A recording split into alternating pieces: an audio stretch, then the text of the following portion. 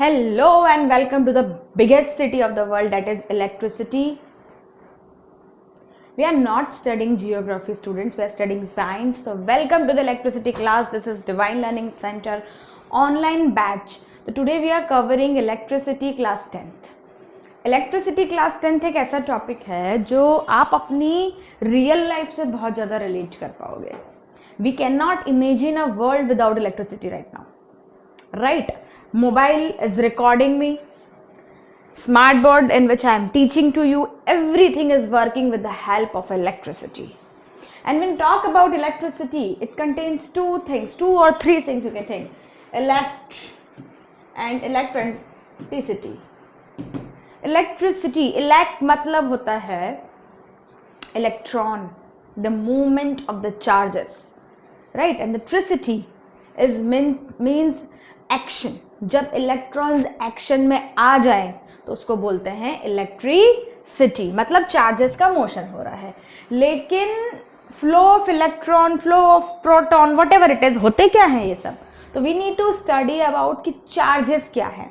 तो पूरा ये बेसिक कंसेप्ट स्टार्ट होता है चार्ज से. मतलब इलेक्ट्रिसिटी समझने के लिए मुझे इलेक्ट्रॉन को समझना है और इलेक्ट्रॉन को समझने के लिए मुझे चार्ज क्या होता है वो समझना है. तो पूरी की पूरी स्टोरी जो है वो स्टार्ट होती है एक बेसिक वर्ड से जिसको बोलते हैं चार्ज. तो charge is the fundamental unit of a physics. जैसे when you study chemistry, what do you talk about? You talk about atom. Atom is the basic unit. When you talk about biology, when you study biology, you talk about cell. कि cell is the basic unit. And when you study physics, you talk about charge is the basic unit. Every object around me, including me, contains charges. Right जैसे हम chemistry पढ़ते तो बोलते सब atom से बना हुआ है, सब सेल से बना हुआ है. बायोलॉजी में तो फिजिक्स में हम बोलते हैं सब चार्ज से बना है. तो भगवान एक है, उसके रूप अनेक है, लाइक दिस ओनली. तो चार्ज है क्या? तो फंडामेंटल पार्ट है, फंडामेंटल यूनिट है किसी भी ऑब्जेक्ट की, right? Two types of charges आप पढ़ते हो, one is positive and one is negative. Positive charges को आप प्रोटॉन्स भी बोलते हो एंड नेगेटिव चार्जेस को आप इलेक्ट्रॉन्स भी बोलते हैं, राइट? अब होता क्या है कि जो इलेक्ट्रिसिटी है उसमें हम इलेक्ट्रॉन की मूवमेंट की बात करते हैं. लेकिन let me tell you one thing कि कोई भी आपके पास सर्किट है उसमें इलेक्ट्रॉन्स का मूवमेंट हो रहा है. आपने बैटरी लगा दी है, बैटरी में हमेशा पॉजिटिव से चार्जेस निकलते हैं, नेगेटिव में जाते हैं, जिसको हम इलेक्ट्रॉन की मूवमेंट बोलते हैं, डायरेक्शन बोलते हैं, राइट? तो अब मुझे एक बात बताओ कि अगर प्रोटॉन एंड इलेक्ट्रॉन हर जगह प्रेजेंट है तो हमें हर पॉइंट पे करंट क्यों नहीं लगता? ऐसा क्यों नहीं होता? जैसे मेरे अंदर चार्जेस हैं तो मैं कहीं पर टच कर रही हूँ, मुझे करंट क्यों नहीं लग रहा? क्योंकि जैसे ही मैं किसी चीज़ को टच करूँगी उसको पाथ मिल जाएगा एक पॉइंट से दूसरे पॉइंट पर जाने के लिए. तो फील होना चाहिए ना, करंट क्यों नहीं होता? इसलिए नहीं होता क्योंकि अभी हम न्यूट्रल कंडीशन में हैं. जो भी ऑब्जेक्ट्स हैं, जो भी ऑब्जेक्ट आपके पास है, अगर वो न्यूट्रल कंडीशन में है, न्यूट्रल का मतलब क्या होता है कि कोई चार्ज नहीं है, नहीं, इसका मतलब है जितने पॉजिटिव हैं उतने ही नेगेटिव हैं. तो वो कंबाइन हो करके अपने आप में ही बिजी रहते हैं, किसी और से रिएक्ट ही नहीं करते. बिजी है प्लस माइनस, उसको बिजी रहने दो. तो वो न्यूट्रल है. अभी भाई उनकी फैमिली कंप्लीट है, they don't want any other, है ना, पर्सन इन द फैमिली. तो न्यूट्रल केस है. लेकिन अब अगर मैं इसको कुछ दूं, मतलब मैं इसको पॉजिटिव चार्ज दे दूं, तो अब ये नेगेटिव कंफ्यूज हो जाएंगे ना, यहाँ जाऊं कि यहाँ जाऊं. तो एक्स्ट्रा चार्जेस बचेंगे, किसी एक के साथ पेयरिंग हो जाएगी इनकी, है ना, किसी एक के साथ पेयरिंग हो जाएगी. लेकिन बाकी तो फ्री हो गए, फ्री चार्जेस मिल गए हमको. अब ये क्या करेंगे? ये एक पॉइंट से दूसरे पॉइंट पे घूमने की कोशिश करेंगे. क्यों? क्योंकि ये इसको रिपेल करेंगे और ये क्या करेंगे? इसको अट्रैक्ट करेंगे. तो जब हम किसी को सप्लाई करते हैं चार्ज, तब वहां पे मोशन की बात आती है चार्जेस की, और तब करंट की बात आती है.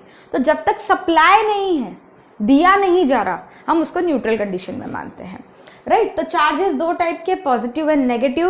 When there are equal number of charges, positive and negatives are equal, तो that is the condition of neutral. अब हमने मान लो सप्लाई किया, हमने क्या लगा दिया? उधर बैटरी लगा दी. जब हमने उधर बैटरी लगा दी तो क्या होगा? फ्लो ऑफ इलेक्ट्रिक चार्ज होगा. बैटरी लगाने से क्या होगा? चार्जेस का फ्लो होगा. चार्जेस क्या होंगे? फ्लो होंगे. व्हेन चार्जेस फ्लो, जब इलेक्ट्रिक चार्ज फ्लो होते हैं उसको हम बोलते हैं इलेक्ट्रिसिटी। चार्जेस फ्लो होने से क्या होता है, मटेरियल में क्या चेंजेस आते हैं, किस तरीके का करंट जनरेट होता है, वोल्टेज में क्या डिफरेंस आता है, रेजिस्टेंस क्या फैक्टर है, रेजिस्टिविटी क्या फैक्टर है, all this topics we are going to cover today. तो electricity we understand now. How will define electricity? तो electricity is the flow of charge, या फिर आप ये भी समझ सकते हो कि एक फॉर्म ऑफ एनर्जी है जिसको आप इजीली दूसरे फॉर्म्स में कन्वर्ट कर सकते हो, such as light, heat, mechanical, किसी में भी आप कन्वर्ट कर सकते हो। लाइट के फॉर्म में भी यूज़ कर रहे हो आप इलेक्ट्रिसिटी को, हीट के फॉर्म में भी आप उसको यूज़ कर रहे हो, तो आप अलग अलग तरीके से इलेक्ट्रिसिटी को यूज़ कर रहे हो। तो अब इलेक्ट्रिसिटी क्या एक ही टाइप की है या मोर टाइप्स की है? तो इलेक्ट्रिसिटी जनरली पढ़ी जाती है 2 टाइप्स में। तो इलेक्ट्रिसिटी के 2 टाइप्स पढ़े जाते हैं। एक पढ़ा जाता है स्टैटिक इलेक्ट्रिसिटी और एक होता है हमारा, स्टैटिक के बाद क्या आएगा, एक स्टैटिक दूसरा डायनामिक बोले, एक होता है डायनामिक का दूसरा नाम करंट इलेक्ट्रिसिटी।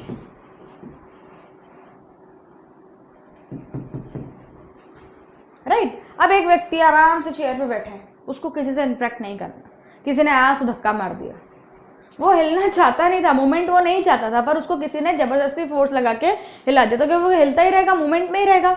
नहीं, वो स्टैटिक हो जाएगा वापस। It is all about static electricity, कि जब कोई ऑब्जेक्ट स्टैटिक है, रुका हुआ है, लेकिन वो मूवमेंट नहीं चाहता, लेकिन वहां पर कोई अनइवन डिस्टर्बेंस आ जाए, मतलब जो क्रिएट ना हुआ, थोड़ा सा क्रिएट हुआ, ऑब्जेक्ट वाइब्रेट हुआ, वाइब्रेट होने के बाद वो वापस से अपनी कंडीशन में आ गया, तो इसको बोलते हैं स्टैटिक। मतलब वहां पे for few minutes electricity generate हुई, फिर से वो स्टैटिक होगी। जो आजकल के बच्चे हैं थोड़ी देर पढ़ते हैं फिर वापस से स्टैटिक कंडीशन में चले जाते हैं। करंट इलेक्ट्रिसिटी का मतलब ये होता है कि अब हमने क्या किया, पावर इलेक्ट्रिकल डिवाइसेस का यूज किया जहां पे अपने सप्लाई दिया, मतलब वोल्टेज डिफरेंस क्रिएट कर सकते हैं, high to low voltage move होगा और फिर वहां पे इलेक्ट्रॉन्स का मूवमेंट आ गया, तो हम बोलेंगे करंट इलेक्ट्रिसिटी है। ज्यादातर हमको करंट इलेक्ट्रिसिटी के बारे में ही पढ़ना है ना। तो करंट इलेक्ट्रिसिटी के बारे में पढ़ने के लिए हमको एक टर्म समझनी पड़ेगी कि करंट क्या होता है। Right, what do you mean by current? यहाँ आप करंट इलेक्ट्रिसिटी को इलेक्ट्रिक करंट के फॉर्म से भी जानते हो, इलेक्ट्रिक करंट। चार्जेस पढ़ लिए, जब चार्जेस रुके हुए थे तो हमने उसको स्टैटिक इलेक्ट्रिसिटी बोला, स्टैटिक चार्ज बोला। जब चार्जेस मोशन में आ गए तो वो डायनामिक हो गए, वो करंट के फॉर्म में आ गए। डायनामिक का नया वर्ड है करंट। करंट मतलब क्या, मोशन। किसका मोशन? चार्जेस का मोशन। तो हम ऐसे बोलते हैं ना, करंट आ रहा है, करंट कभी आता नहीं, चार्जेस आते हैं, और फ्लो ऑफ चार्ज को ही हम क्या बोलते हैं, करंट बोलते हैं। तो जो हमारे चार्ज हैं उनका अगर फ्लो हो जाए, एक पॉइंट से दूसरे पॉइंट पे वो क्या हो जाए, फ्लो हो जाए, तो हम उसको क्या बोलते हैं, करंट बोलते हैं। तो सबसे पहले एक देवता थे, कौन? कूलम देवता, जिन्होंने चार्जेस के बारे में हमको बताया था, इलेक्ट्रॉन्स के बारे में बताया था। तो चार्ज जो है पूरा का पूरा कूलम ने डिफाइन किया था, इसलिए उसकी यूनिट भी कूलम होती है। ठीक है। करंट के बारे में हमें बताया था एम्पियर में, तो इसकी यूनिट भी एम्पियर ही होती है, कैपिटल है और ये कैपिटल सी होती है। करंट हमने क्या बोला, करंट हमने क्या बोला, rate of flow of charge, ये करंट है। जैसे मैंने बोला कि मैंने एक एरिया ले लिया यहाँ पे, इसमें से एक टाइम पे पर्टिकुलर 1 सेकेंड में यहाँ से 4 चार्जेस गए, है ना, 4 इलेक्ट्रॉन पास हो गए, तो ये क्या हो गया, चार्ज 1 सेकेंड में 4 पास हुए। वहीं अब मैंने बोला कि यहाँ से खाली 2 ही चार्जेस पास हुए 1 सेकेंड में, तो करंट किसमें ज़्यादा है, जहाँ चार्जेस ज़्यादा वहाँ करंट भी ज़्यादा। तो हम करंट को डिफाइन करते हैं I is equals to Q by T से। Q क्या है, चार्जेस, T क्या है, चार्जेस मतलब टोटल चार्जेस पर्टिकुलर टाइम में। चार्ज की यूनिट होती है कूलम, इसकी होती है सेकंड, तो कूलम पर सेकंड भी बोल सकते हो, या फिर इसका स्टैंडर्ड यूनिट होता है एम्पियर। राइट, इसका स्टैंडर्ड यूनिट क्या होता है, एम्पियर होता है। तो अब जब मैं कहती हूँ कि किसी एक एरिया में से कितने नंबर ऑफ चार्जेस पास हो रहे हैं उतना उसमें करंट होगा। तो मैंने बोला 4 इलेक्ट्रॉन, 5 इलेक्ट्रॉन, तो ये क्या है, 4 क्या है, नंबर्स है, नंबर ऑफ इलेक्ट्रॉन पासिंग। तो एक इलेक्ट्रॉन पे कितना चार्ज होता है ये भी तो जानना है। इलेक्ट्रॉन एक हमारा रिप्रेजेंटेशन है, उसका वैल्यू भी तो जानना है हमें। तो इलेक्ट्रॉन, एक इलेक्ट्रॉन में कितने चार्ज होते हैं, तो 1.6 × 10⁻⁻19 कूलम चार्ज होता है एक में, राइट। और टोटल चार्ज कितना पास हो रहा है वो डिफाइन किया जाता है Q = Ne से। बच्चों बहुत इंपॉर्टेंट क्वेश्चन है, इजी, हर साल बच्चे फेल हो के आते हैं इसमें, सही नहीं करते, पूरा चार्ज पढ़ लिया, करंट पढ़ लिया, ये टॉपिक छोड़ देते हैं। तो Q = Ne हमेशा ध्यान रखना है। इसको क्वांटाइजेशन ऑफ चार्ज भी बोलते हैं। क्या बोलते हैं, क्वांटाइजेशन ऑफ चार्ज। चार्जेस की प्रॉपर्टी में आता है, क्लास 12th में पढ़ोगे। क्वांटाइजेशन ऑफ चार्ज, क्वांटाइजेशन मतलब क्या, कि आप चार्जेस को काउंट कर सकते हो, 1 चार्ज गया, 2 चार्ज गया, 3, कभी भी आधा चार्ज, 1.25, 0.5 ऐसा चार्ज कभी भी पास नहीं होता। It is always quantized of charge. तो आपकी बुक का एक क्वेश्चन भी है, मेरे को याद आया, वो बताऊं, calculate the number of electron. क्या क्वेश्चन है, calculate number of electrons in constituting 1 coulomb of charge, constituting 1 coulomb of charge। मतलब Q की वैल्यू आपको 1 कूलम दी है, E हमेशा 1.6 × 10⁻⁻19 कूलम होगा। तो क्या निकालना है, नंबर ऑफ इलेक्ट्रॉन, मतलब आपको N निकालना है। तो Q = क्या होगा, Ne। तो N क्या हो जाएगा, Q/E। तो Q कितना है, 1/1.6 × 10⁻⁻19। इस तरीके से ये सॉल्व होता है ना। इसको जब आप सॉल्व करोगे तो इसका आंसर आएगा 6.25 × 10⁻18। इस तरीके से इसका आंसर आता है। इसको थोड़ा और सॉल्व करके लिख सकते हो, या इसको नेग्लेक्ट करके 6 × 10⁻18 भी लिख सकते हो। अंडरस्टैंड। तो इस तरीके से ये क्वेश्चन बहुत बार आता है। अगर यहाँ पे 2 हो जाता, 2 कूलम ऑफ चार्ज, तो हम यहाँ पे 2 कर देते हैं। यहाँ पे 3 हो जाता तो हम यहाँ पे 3 कर देते हैं, है ना। तो इस तरीके से ये टॉपिक चलता है। अब किसी भी डिवाइस में, अब हम आपको बता दें कि एक सर्किट दिखता कैसा है। तो इलेक्ट्रिक सर्किट कैसा दिखता है, वो कैसे ड्रॉ करना है, हमेशा पता होना चाहिए आपको। Electric circuit, electric circuit is consisting of some basic components. Like एक तो बैटरी चाहिए हमेशा। देखो जो बड़ी डंडी होती है, it is known as positive and negative, positive end. देखो जब आप सिर्फ सिंगल बनाते हो तो ये सेल कहलाती है। आपने क्या करना है, एटलीस्ट 2 सेल को कंबाइन करके बताना है। आप 3 भी बता सकते हैं, बच्चे क्या करते हैं ऐसे बहुत सारे बना देते हैं। नहीं, इट इज 2 और 3 आर इनफ। तो ये क्या हो गया, एक सेल हमें बैटरी लगानी है। बड़ी जो ड्रॉट होती है वो पॉजिटिव को शो करती है, दिस इज नेगेटिव। तो हमने सबसे पहले बैटरी लगाई, बैटरी में से पॉजिटिव में से चार्जेस निकलेंगे, करंट निकला, ठीक है। यहाँ पर हम चेक करने के लिए कि हमने जो बैटरी लगाई है वो काम कर रही है या नहीं, हम यहाँ पे बल्ब लगा देंगे। बल्ब का साइन कुछ ऐसा होता है, राइट। इसके बाद कितना करंट इस बैटरी में से निकला वो चेक करने के लिए आप यहाँ पे एमीटर लगाते हो। ये क्या है, अमीटर है। अमीटर का काम क्या होता है, करंट को मेजर करना, करंट मेजरमेंट करता है। कितना अमाउंट ऑफ करंट पास हो रहा है उसकी वैल्यू कौन बताता है हमको, ammeter. Ammeter is a device who tell us the amount of current passing through the circuit. अब यहाँ पर एक की बनानी है। पूरा टाइम तो हमको नहीं चाहिए ना कि करंट फ्लो होता ही रहे, तो एक की बना सकते हो। की आप ओपन और क्लोज ऐसे भी बना सकते हो। ये अभी ओपन है, करंट पास नहीं होगा। जब आप इसको क्लोज कर दोगे इस तरीके से तो अब करंट पास होगा। अभी हम ओपन रख लेते हैं इसको। ये की है, ये अमीटर है, ये बल्ब है, ये बैटरी है। डायरेक्शन ऑफ करंट बताना है हर बार, पॉजिटिव में से आएगा नेगेटिव में जाएगा। अमीटर को कैसे कनेक्ट करोगे, हमेशा बैटरी का पॉजिटिव एंड अमीटर के पॉजिटिव से कनेक्ट होता है और नेगेटिव एंड हमेशा नेगेटिव से कनेक्ट होता है। तो ये एक सर्किट है, बेसिक सर्किट, जो एग्जाम में कई बार आता है, ठीक है। अब यहाँ पर कितना करंट पास हो रहा है ये मान लो हमको निकालना है। उन्होंने हमको कुछ क्वेश्चन दिया है एक बुक में, वो भी हम एक सॉल्व कर लेते हैं। बुक का ही क्वेश्चन है। सर्किट कैसे बनाना है आप समझ गए। A current of 0.5 ampere is drawn by a filament of electric bulb. कितना करंट दिया है, 0.5 एम्पियर करंट दिया है। एग्जाम्पल फर्स्ट ही है बुक का। फॉर 10 मिनट्स, टाइम कितना दे दिया, 10 मिनट्स के लिए।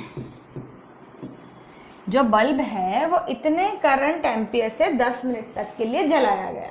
तो ये बताइए कितना अमाउंट ऑफ इलेक्ट्रिक चार्ज इस सर्किट में फ्लो हुआ होगा। तो हमको Q निकालना है। तो हमको पता है क्या होता है, I is equals to Q upon T। तो Q कितना हो जाएगा, IT। लेकिन ये मिनट में दिया है, हमें आंसर मिनट में नहीं चाहिए। हम क्या करेंगे, टाइम को पहले सेकंड में कन्वर्ट कर देंगे। तो इंटू 60 सेकेंड कर दो, कितना हो गया, 600 सेकेंड हो गया, राइट। अब यहाँ पे रख दो। Q कितना दिया है, 0.5। ये कितना आया, 600 आया कि नहीं आया। 600 इंटू 0.5 कितना हो जाएगा भाई, 300 कूलम। इतना चार्ज फ्लो होगा तब जाके 10 मिनट्स में इतना करंट का बल्ब ग्लो होगा। तो ये सर्किट के बारे में हो गया। तो आप इलेक्ट्रिक करंट समझ गए क्या होता है, चार्जेस समझ गए क्या होता है। उस पर दो तरीके के क्वेश्चन बन सकते हैं, या तो QIT इस पे बनाएगा, या तो N, ये आपका ये वाला जो मैंने बताया आपको, Q is equals to N पे। तो इतने टॉपिक में से दो तरह के क्वेश्चन आते हैं। इलेक्ट्रिक करंट को डिफिनेशन आ जाती है, चार्जेस की प्रॉपर्टी में क्वांटाइजेशन ऑफ चार्ज को कई बार ये लोग पूछ लेते हैं। ठीक है, तो इतना समझ में आ गया आप लोग को। तो करंट फ्लो ऑफ चार्ज है, हमें पता है। डायरेक्शन हमेशा याद रखो, बड़ा इंपॉर्टेंट टॉपिक है। The conventional direction of a current is from positive to negative. हम जो डायरेक्शन शो करते हैं सर्किट में, वो हम करते हैं पॉजिटिव टू नेगेटिव, उसको बोलते हैं कन्वेंशनल करंट।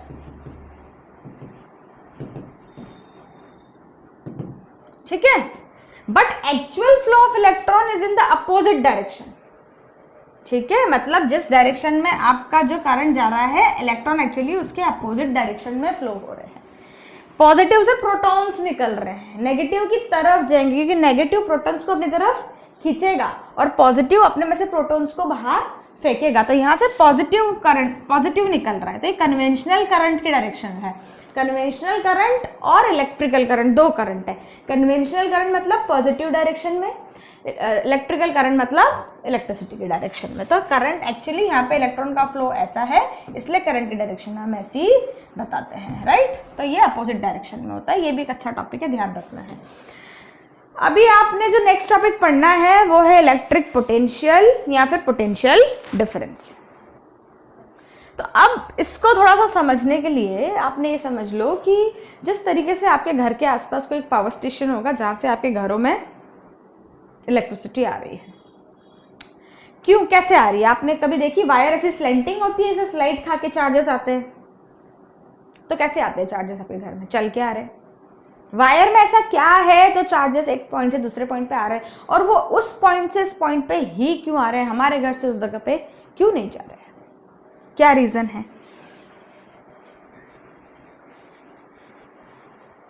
बताओ। तो मान लो ये हमारे यहाँ का कोई पावर स्टेशन है, ये आपका घर है, बीच में इस तरीके से आपने देखे हैं खंभे लगे होते हैं। तो यहाँ से वायर्स कुछ इस तरीके से सीधी सीधी कनेक्ट होती है और फिर यहाँ से आपके होम्स में भी आ जाती है। तो सीधी क्यों आती है, पॉइंट ये है। कैसे फ्लो हो रहा है चार्जेस का फ्लो, क्या स्लाइड खा के हो रहा है, वो चल के आ रहे हैं, तैर के आ रहे हैं, कैसे आ रहे हैं, बताएं कमेंट में। कैसे होता है इसमें, चार्जेस क्या होते हैं, ट्रांसफर होते हैं, इस तरीके से एक दूसरे पे ट्रांसफर होंगे। क्यों ट्रांसफर हो रहे हैं, हमारी डायरेक्शन में ही इसके लिए ट्रांसफर हो रहे हैं क्योंकि यहाँ पे अमाउंट ऑफ चार्ज ज्यादा है, हाई है। यहाँ पे कैसा है, लो है। मान लो यहाँ पे 50 इलेक्ट्रॉन्स हैं और यहाँ पे 0 इलेक्ट्रॉन है, कितना चार्ज आएगा, यहाँ पे 50 नहीं आएगा, 25 आएगा, ताकि दोनों में क्या हो जाए, 25 इलेक्ट्रॉन हो जाए। तो इस तरीके से जो चार्जेस होते हैं वो बैलेंस होते हैं, राइट। चार्जेस जो होते हैं वो कैसे होते हैं, बैलेंस होते हैं। मतलब इधर से अगर पावर स्टेशन से 50 इलेक्ट्रॉन्स ट्रांसफर हो रहे हैं तो यहाँ पे 25 ही आएंगे, ताकि 25 क्या हो जाए, बैलेंस हो जाए। तो यहाँ पे हमने पढ़ा कि किस तरीके से हाई टू लो वो वर्क करता है। तो वो ऑटोमेटिक नहीं आ जाएगा, हमको उसको उस पर काम करना पड़ेगा ताकि वहां से चार्ज हमारी तरफ आए, हमें खींचना पड़ेगा, उसके लिए हमें उसको अमाउंट देना पड़ेगा, पैसा देना पड़ेगा। तो पोटेंशियल यही है, to bring a charge from some point to our point. कितना वर्क लगता है उस चार्ज को अपने तक लाने में, ये पोटेंशियल है। जैसे आप कुछ करना चाहते हो लाइफ में, तो वो वर्क करने के लिए वो चीज़ पाने के लिए आप कितना वर्क डन कर रहे हो वो आपका पोटेंशियल है। वैसे ही इधर इलेक्ट्रिक पोटेंशियल क्या है, वो चार्ज पाना चाहता है, तो वो चार्ज को लाने में कितना वर्क डन करता है। तो work done to bring a unit charge from infinity to some point that is potential, V is equals to W/Q। Work done to bring a charge from some point to another point is potential. ये एक definitional part हो गया। ये हो गया इसका practical part कि कितना अमाउंट आता है, राइट, इधर से इधर तक। इसलिए कई बार एक जोक भी आता है 440 का वोल्ट का झटका लगा हमको, क्योंकि हमारे घरों में 220 आता है, तो यहाँ से कितना अप्लाई किया होगा, 440 अप्लाई किया होगा, तभी तो हाफ इधर आया होगा, high potential to lower potential. तो पोटेंशियल डिफरेंस का मतलब है चार्जेस के अमाउंट में डिफरेंस आना। अभी कोई व्यक्ति है, अभी बहुत छोटे ओहदे पे, उसको बड़े ओहदे पे जाना है, तो वो क्या हाई की तरफ अट्रैक्ट हो रहा है, वो हाई से खींचेगा कि मेरे पास आ जा, अमाउंट पैसे को खींचेगा। अब इसका बैंक बैलेंस बढ़ता जाएगा, कब तक बढ़ेगा, जब तक इक्वल नहीं हो जाएगा, क्योंकि वो अपने से ज्यादा तो उसको देगा नहीं। किसी कंपनी में काम करोगे तो बॉस मैक्स टू मैक्स अपने इक्वल लाएगा, अपने से ऊपर थोड़ी लाएगा। तो हाई टू लो में फ्लो होता है, लेकिन एकदम इक्वल तक ही फ्लो होगा, ये इक्विवेलेंट कंडीशन तक ही फ्लो होता है। तो इलेक्ट्रिक पोटेंशियल आप समझ गए, दो पॉइंट्स के बीच में कुछ करंट को या कुछ चार्ज को लेकर आना। मतलब यहाँ पर कोई चार्ज है, वो मेरे को यहाँ पे चाहिए, तो उसको यहाँ पे लाने के लिए कितना वर्क डन हुआ, वो इलेक्ट्रिक पोटेंशियल है। तो V is equals to work done upon charge.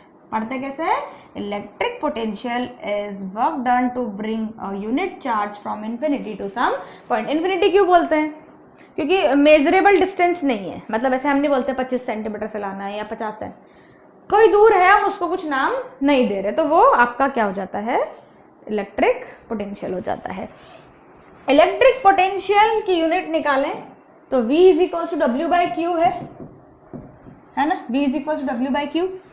तो V क्या है, 1 वोल्ट। पोटेंशियल की यूनिट होती है वोल्ट, वोल्टेज। वर्क डन की यूनिट आप सबको पता है, जूल होती है, एनर्जी है, और चार्ज की यूनिट कूलम होती है ना। तो 1 volt is equal to 1 joule upon 1 coulomb हो जाएगा। तो पोटेंशियल डिफरेंस जो है उसकी यूनिट होती है वोल्टेज या फिर जूल पर कूलम, ऐसे भी बोल सकते हो। पोटेंशियल डिफरेंस वोल्टेज को, वोल्टेज भी बोलते हैं इसको, उसको मेजर करता है volt meter.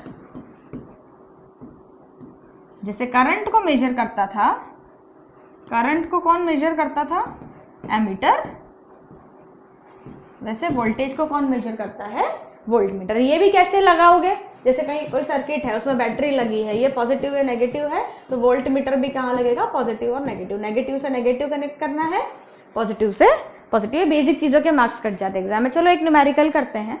How much work is done in moving a charge of 2 coulomb across 2 points having a potential difference of 12 voltage. चलो देखें, इलेक्ट्रिक सर्किट पढ़ते हैं अपने भी। चलो पहले हम एक न्यूमेरिकल कर लें। How much work is done, कितना काम करना पड़ेगा जब मुझे 2 कूलम चार्ज को लाना है 2 पॉइंट्स के बीच में, जब उन दोनों के बीच का पोटेंशियल डिफरेंस 12 वोल्ट है। तो गिवन क्या क्या है बच्चों, V दिया हुआ है 12 वोल्ट, Q दिया है 2C, वर्क डन मेरे को निकालना है, तो V is equals to W/Q होता है। W निकालना है तो V इंटू Q होगा, है ना। W निकालना है तो V इंटू Q होगा, तो कितना हो जाएगा, 12 इंटू 2 24।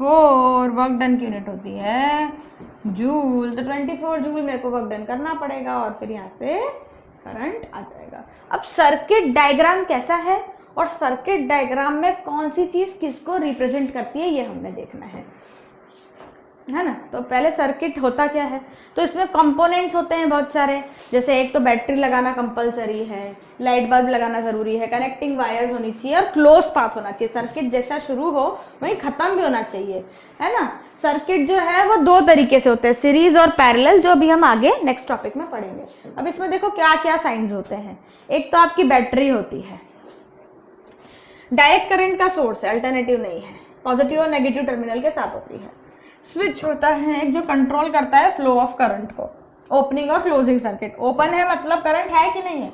नहीं। ओपन है मतलब करंट फ्लो नहीं हो रहा है। ओपन मतलब ऐसा, अभी यहाँ पे कोई फ्लो होगा क्या? नहीं होगा, है ना।